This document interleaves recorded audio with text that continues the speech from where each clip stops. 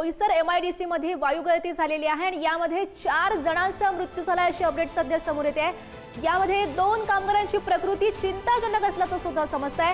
Pharma कंपनीमधून ही वायुगळती झाली आणि यामध्ये 8 कामगारांना बाधा झालेली आहे आणि ज्यामधल्या 4 जणांचा मृत्यू झालाय। महत्त्वाची आणि मोठी अपडेट आपण ही बघू शकतोय। 2 कामगारांची प्रकृती ही चिंताजनक असल्याचं सुद्धा समजतंय आणि या संदर्भात अधिकची माहिती जाणून घेऊयात। आमचे प्रतिनिधी जितेंद्र पाटील आपल्या सोबत आहेत। जितेंद्र, नक्कीच बोईसर तालुक्यातील तारापूर MIDC परिसरात पुन्हा एकदा रासायनिक वायुगळतीची घटना घडली आहे। ही घटना MIDCच्या प्लॉट नंबर क्रमांक F13 मधील मेडली फार्मालिस्ट लिमिटेड या कंपनीत घडली आहे। या घटनेमुळे संपूर्ण परिसरामध्ये खळबळ उडाली।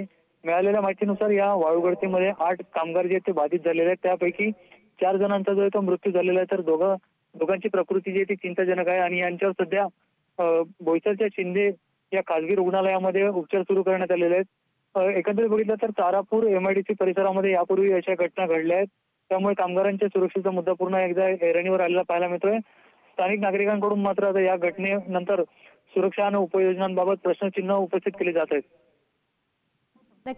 नक्कीच जितेंद्र, धन्यवाद दिलेल्या सविस्तर माहितीसाठी। महत्त्वाची आणि मोठी अपडेट आपण ही सध्या बघतोय।